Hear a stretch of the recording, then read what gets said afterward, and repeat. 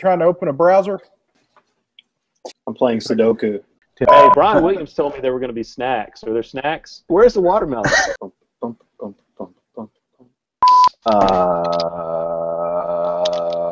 I really want to get Vaughn to fix my logo. Seeing as how he can't even get his logo up there, I don't know if he's the guy to do that. There's a watermelon in here.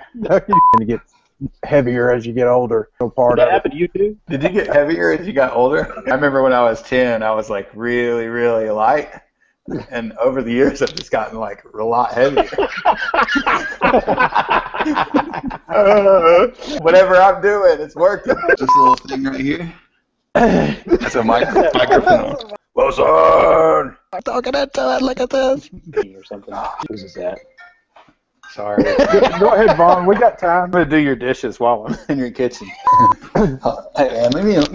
I gotta go take this call. Are you kidding me? Vaughn, you sit down right now. Why do I look more clear than y'all? Our sound's gonna be incredibly bad. You can follow me on Twitter or Instagram. My watermelon is at Vaughn's Watermelon. Did you turn it on? Get your ass to work. I like this counter, man. Don't be complaining about your dishpan hands. I said a dirty word because it's using your computer's camera. Oh, and I could tell by your response that I should know that. Did you know there's a microphone in your headphones? What does the eject button look like? Is it like a big red button? It's kind of like a big foot that's about to go up Vaughn's ass. It's by hell you eject button. If I get up and moon you on YouTube, will we get in trouble for that? Drew knows the rules. You got to violate them to know them.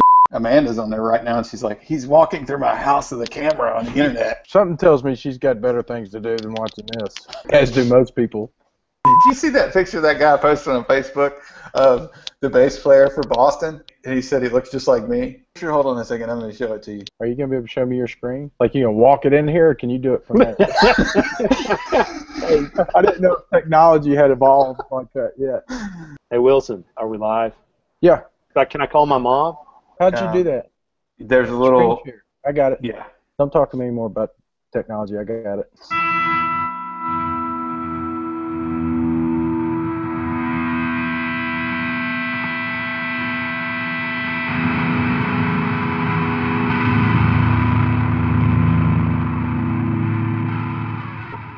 I am Wilson Horrell with Vaughn Rawls and Drew Womack, and this is the Lift Heavy Run Long podcast.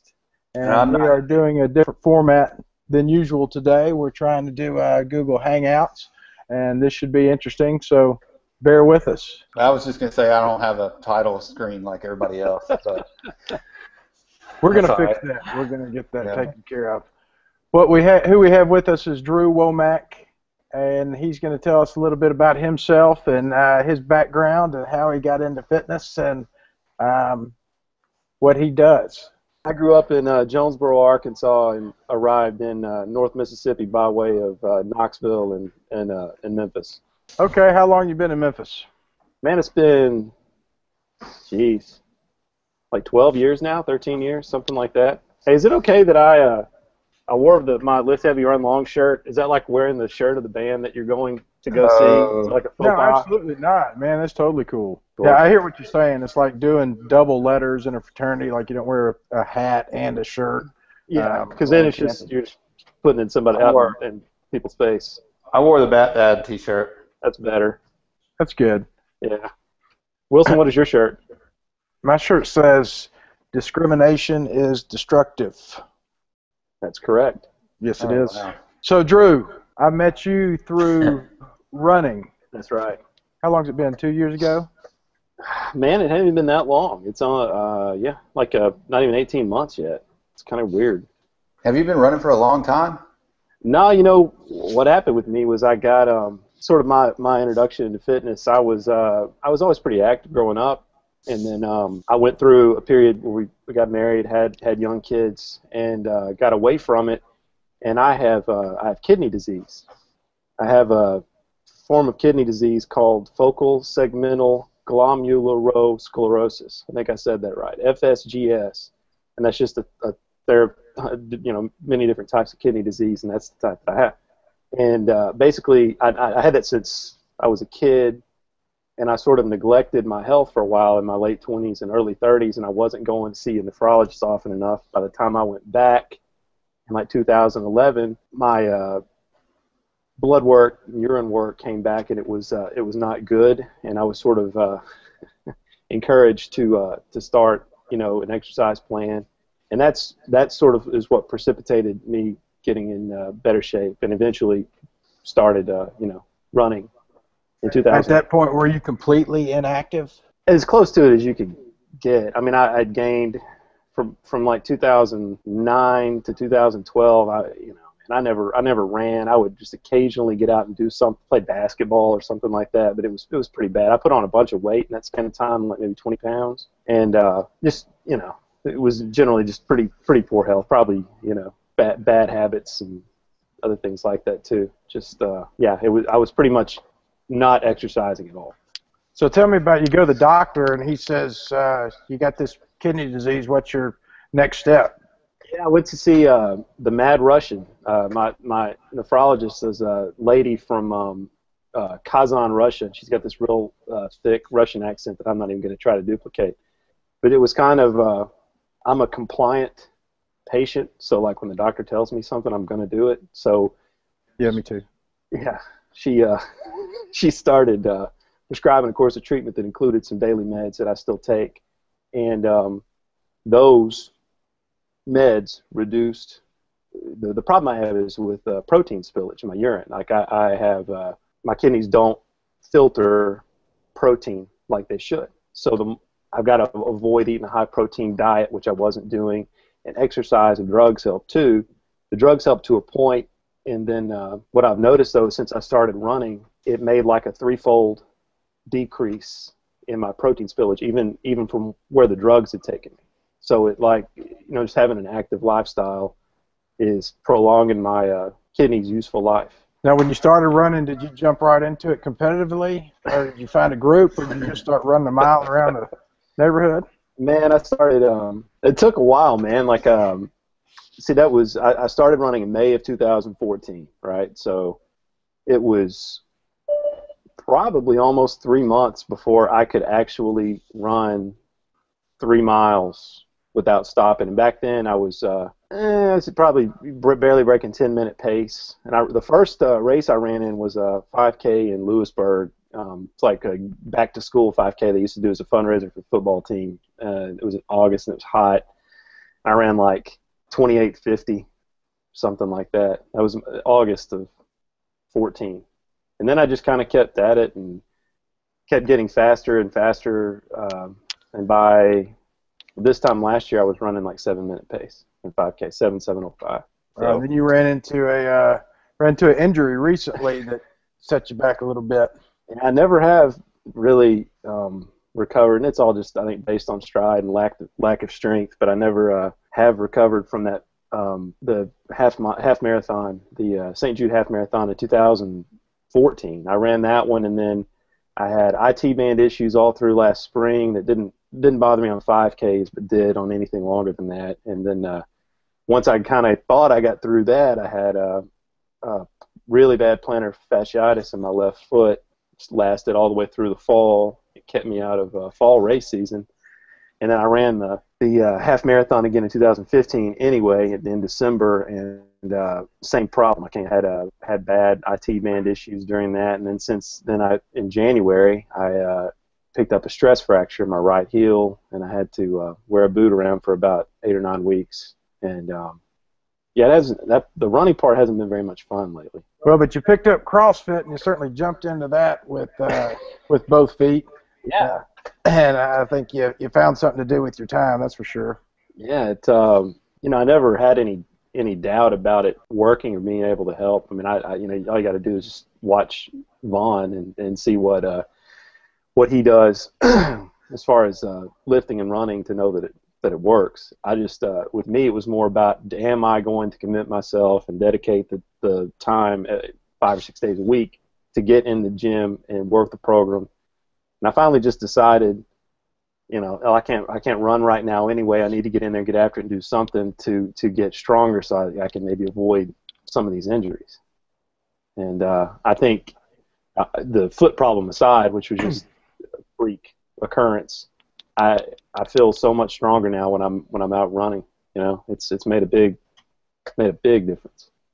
Well, it's funny because I was harping on you so hard about getting into the gym and doing CrossFit, just hanging out with me, and you made it clear that it's not that I don't believe in it, it's that I'm afraid once I start, I'm not going to be able to stop. Once I come in there and I hit those weights, then I'm going to be making plans all week and trying to work around and get in every second that I can in the gym, and that's certainly been the case. Yeah, now it's 6 months in, and I've been going on average, including running training. Now I'm up to 7 or 8 training sessions a week, most weeks. So it's addictive. I've got that kind of personality, I guess, regardless of what it comes to. Sometimes that's bad, sometimes that's good. But so you feel different now when you run? You feel better when you run? Like what's the difference? Yeah, my legs are just in so much more strength. I mean, I go out and it doesn't matter if it's during a WOD and it's a 100 or a 200 or 400, something like that, or if it's an 800 or a mile. I'm not in very good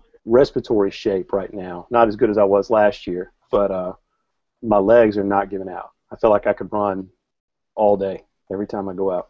Well, you started Squat the House and actually motivated me to start that program, which for anybody who's not familiar is a barbell shrugged program that's focused obviously around squatting, and I saw your progress and saw you and Vaughn having fun with it, and so Amanda and I have started doing it, and that's something that'll get you going. That'll get your legs burning and get you moving. Well, what I like about it is because I started I'm in week 5, so I'm into the second month of that Squat the House program.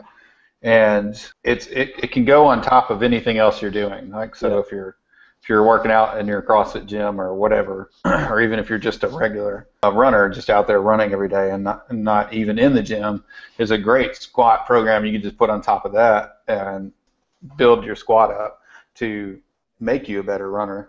It's definitely making a difference. And so in the Open several months ago, ended up with an injured shoulder, so I couldn't really do much pulling or pushing or anything. So Squat the House was perfect because it's just a squat program.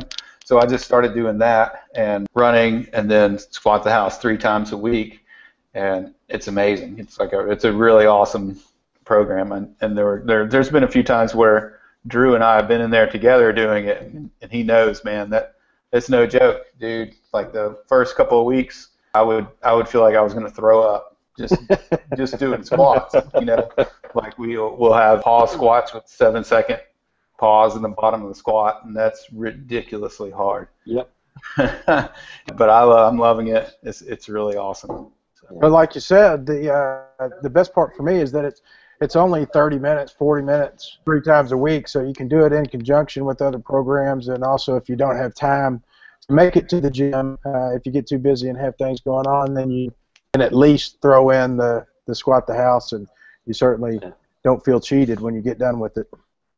Yeah, there have been a few times when I've been able to sort of supplement it on a normal workout day and make that my strength, and then get it done in time to jump in on the Metcon with the normal class time, and that makes for a pretty hellacious workout. And then there have been times when I can go in with Vaughn and do it at 7 o'clock in the morning, and then come back for the 4 o'clock and do the whole WOD. So it works, and it's like he's talking about, these pause squats and the rear foot elevated split squats and the deadlift variations and things that you get into isolates muscles that you're just not used to using. No matter how much CrossFit you do, unless you're doing those specific things, and it's just yeah. Man, I tell you what, that single leg work, like those split squats and such, that'll really make you strong. And if you're a runner, having those nice strong legs it can only help you. That's for sure. Yeah. It also helps you from a functional standpoint as well. I've got really weak hips, and going up and down stairs all my life, I've cocked my body instead of bending my legs and bending my hips, and so I've got a real weakness there, and that's being addressed, and it's something that I can see as I grow older, something that is going to be very beneficial because that's what you see going. That's what the way that people go downstairs, and you get tired and you get lazy and tend to get heavier as you get older. You said something a little while ago I wanted to ask. I filled out a form. Somebody on the group, in our private group, had said they were a New Balance product tester or something like that. And so I was like, well, maybe I'll go do that too. And so I went and filled out the thing. And it says, do you run competitively? And I was like, yeah.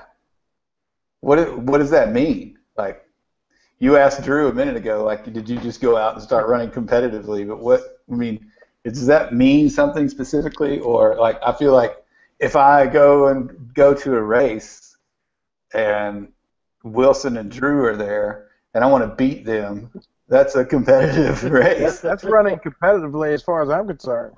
Right. I'll tell you what's not running competitively is when I was running in blue jeans in September. And I would run from light post to light post, and I'd tell myself if I make it to that light post, then I'm going to smoke a cigarette. Really? And then I would smoke my cigarette, and I would run until I had sweated through my pants and I was out of cigarettes. Then I'd turn around and go home. That's probably while you were running, you stopped and have a cigarette? Yeah. Man, yeah, absolutely. That's probably counterproductive. That's where you had to start, man. Yeah. There had to be a beginning, and I started so far behind that was it. I was trying to find. I'm on here trying to find a picture of Brian Swanson because it was like a funny picture of our friend Brian, and the first race that he went to, he wore like a golf shirt with like a collar. Like he just looks like this nerd. Like what are you doing at this race? Like he's like all dressed in his golf outfit or something. It's pretty funny. I can't find it. But happy birthday to him because this is our birthday weekend. Oh yeah, happy birthday to you too. Yeah, that's right. You gonna run 41 miles this year? We are not. We ran 40 last year, and that was something else, man.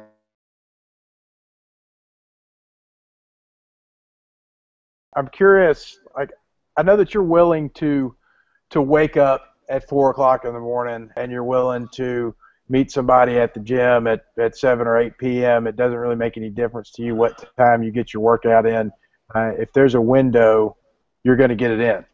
And I'm curious as to what gets you, what motivates you. Why do you work as hard as you work? The health thing is a big part of it. Just take a lot of motivation from. I just wanted to be around for my family. It was pretty dire when I first went back to the nephrologist in 2010, 2011. It was bad. Like if somebody with that level of protein spillage in their urine, if you had that and it stayed like that and you did nothing about it, you'd be on dialysis in like 5 to 10 years. So really? It was it was a pretty serious thing, and it hit me. Like I don't want to equate it to like getting news about cancer or something like that, but it was like a week where I was like, geez, what am I gonna do about this? I didn't realize it was a mortality issue. Yeah, well, we'd end up you'd have to be on dialysis. That's what the initial, when we revisited this, I was, 30, 31, 32, something like that, and they were basically, by the time if I couldn't make it better, by the time I was 45, I was looking at dialysis. Now that's all been scaled back to the point where my kidneys are functioning just as well as most people walking around, that don't have kidney disease. I've got to kind of watch how I take care of myself. So now, if you hit the couch, if you say, I'm done, I'm just going to be lazy, and hit the couch for a month, 2 months, at what point do you think that the problems return? The drugs will keep it under control for a while, but it would eventually, I'd gain weight, and weight gain would be a problem. It's just, it's multiple issues, I guess, within that, but it wouldn't be good. I don't need to stop. Like, I need to keep going, for sure. Yeah, well, there's a lot of people that get the news that they're pre-diabetic, or that if something doesn't change, there's going to be real problems, and don't do anything about it. I'm just curious as to what makes you different, and what makes you willing to take the bull by the horns when so many people will just, overlook the bull entirely. I think it's just, I don't know, I feel like I've made a lot of changes other than just that in my life. A lot of it just brought on by starting a family and having kids, and I'd say starting a family, geez, I've got a daughter that's 8 years old now, so I'm a long ways removed from starting one. I've got one. I feel like God's not done with me yet. Got a plan for my life and things that He wants me to do, and I need to. I don't need to be a CrossFit Games competitor. I don't need to necessarily be running 6-minute miles or anything like that, but I need to be active. I need to do whatever I can to seal this off and stall it as long as possible. And right now it's working. I'm in better shape now than I was when I was 18 years old. That's a big part of my motivation, is just family, just wife and kids, what they mean to me. Well, it's inspiring because you said you believe that God has a plan for you, and I know that you do a lot through your faith and your church, and I know that when you've gone even out of the country, you've managed to find hills even in the most remote parts of the world to run up and down, and boulders to throw, and whatever it takes to get it done, which I think is neat. It's good to see people that are willing to not let travel and not let things like getting out of their comfort zone. They're willing to step out and remain active. Where's the craziest place you've ever ran? I call it the Zamorano Special. Through our church, we got hooked up with an organization called BMDMI, Baptist Medical and Dental Missions International. They're based out of Hattiesburg, and they own and operate a hospital and a children's home, an orphanage, in the Zamorano Valley, about 45 minutes outside the capital city of Tegucigalpa in Honduras. So it started, my wife took a trip down there, just one of our church mission trips, and then I took a trip, and then we went back as a family, and then I've been back one more time since to the children's home. And you went by yourself? Well, with a group from church, group of 6. Okay. So the way that the campo, where the kids stay, is situated, it's on a minor mountainside, basically. It's from the bottom where our sort of dormitory area is to the top of the hill where the church is a little bit over 7/10 of a mile, and it's like 440 feet of elevation gain. It's like running up the side of a pretty steep hill, almost a mountain. Like I said, 7/10 of a mile, and the fastest I've ever been able to run up it is like 5.5, 6 minutes. I mean, and that's just like full on sprint almost, and it's in thin air because you're already at like 2,500 feet of elevation at the base, and it's hard work. And so what I'll do is go up there and run not quite 3 miles. I'll run up it, down it, and down it again, and then normally I'll try to start that third run up, and it's too much. It just makes you want to throw up because of the thin air. Is there any sort of limitations that your kidney disease puts on you, as far as, are you concerned with when you're out there running that you might overdo it, or that you're not supposed to cross this threshold? And if there is, do you listen to the doctors on that, or do you just keep going? If there is a threshold, I haven't seen it. I've been advised that it's probably not in my best interest to pursue anything very far in excess of a 10-mile run. The worry is dehydration, but I don't really know, because I don't think there are many people that have kidney disease like I've got that are capable of going out and running that far. So, other physical constraints come into play, and I don't know that there are that many people who can. So I'm kind of the mind that I want to try to push that a little bit. I don't know how far, but I definitely, if I want to try to get in good enough shape to run at least a 25K trail race, probably looking at Sylamore or something like that in February. Just see what I've got to be careful about hydration, but I don't see why I can't do that while I'm running. So, I'm going to try to push it a little bit. How far sort of depends on how that goes, step by step. You haven't had any problems yet? Not attributable to the kidney disease, no. The only hang up I've got with it right now is I need to eat a relatively low protein diet. So while it's okay for me to substitute a protein bar or something like that as like a meal replacement, and it's not good for me to just tack on a bunch of whey protein. So I can't finish up a workout and then go drink a 35 gram protein shake.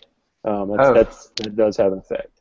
Hey, Vaughn, feel free to go on in the kitchen and get you something to eat, and Get your glass of water. Oh, you could see that? Dang. Computer with you. Hey, Brian Williams told me there were going to be snacks. Are there snacks? Back in the VIP lounge. There was supposed to be a dressing room. After this, we'll take you over to get a wrap at Subs, etc. That's the place. Where You think they'd sponsor us? That sounds like my kind of joint. Stephanie will take really good care of you. I wanted to commend you guys on your choice of having me on this program, and thank you for it. I mean, I know that you've had very serious athletes on here before, and I think that when people think about CrossFit in Memphis, they think about like Brandy McGoldrick, and then Drew Womack is like right there, the next name on that list. Yeah, equally as interesting.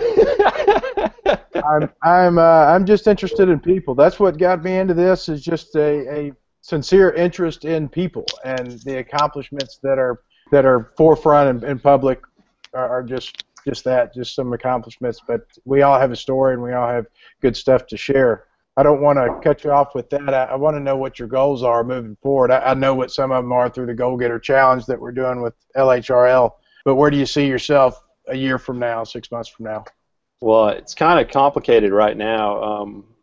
We're actually, Andrea and I and the kids have been approved as missionaries through BMDMI. We are probably now right at a year away, maybe a little bit longer, maybe a little bit less, from more than likely moving to Honduras, to the children's home.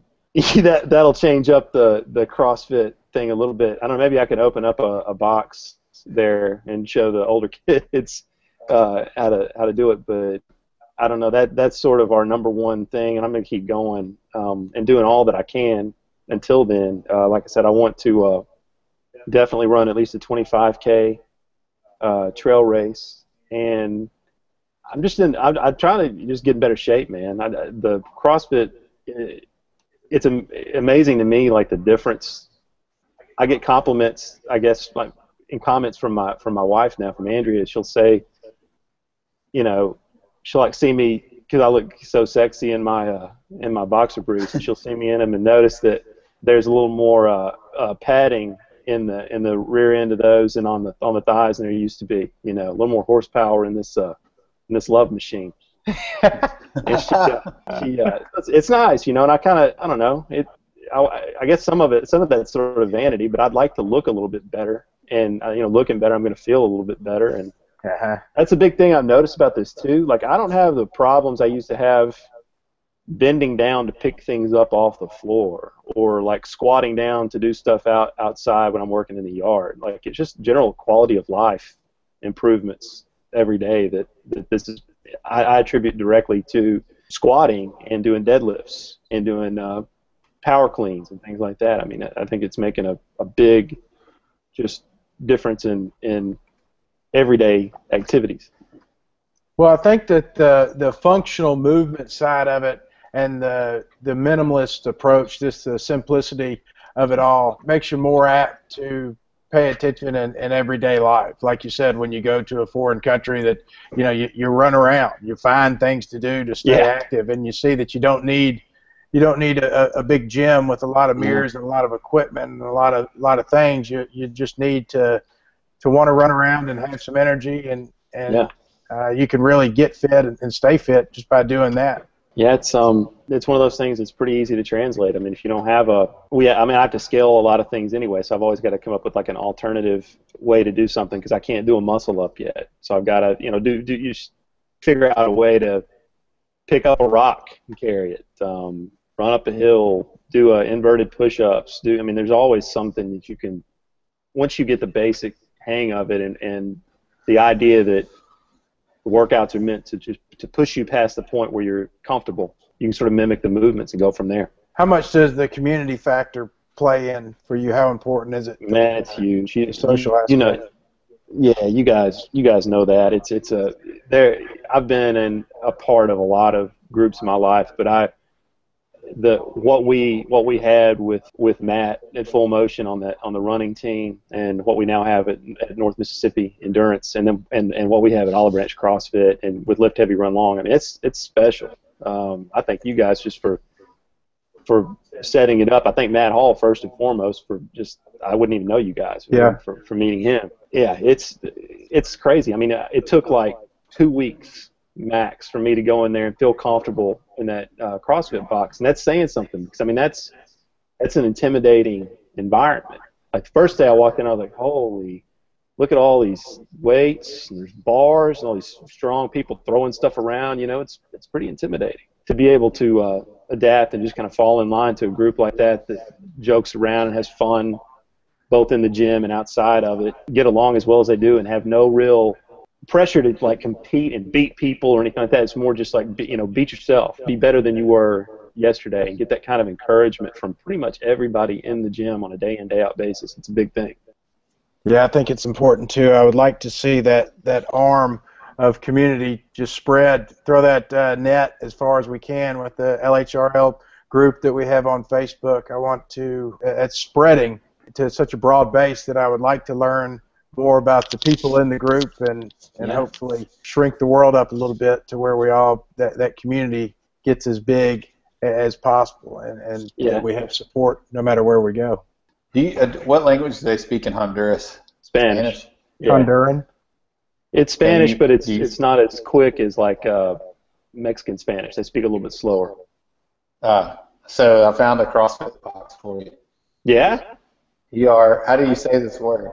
E-R-E-I. Urea. Eri CrossFit. That's where you can go. Where is Honduras to the right or left of Ireland? Ireland. Which side of the map are you looking at? What map? It says this is in the address is Boulevard Morazan, yeah. That's in L.A. Tegucigalpa, Honduras.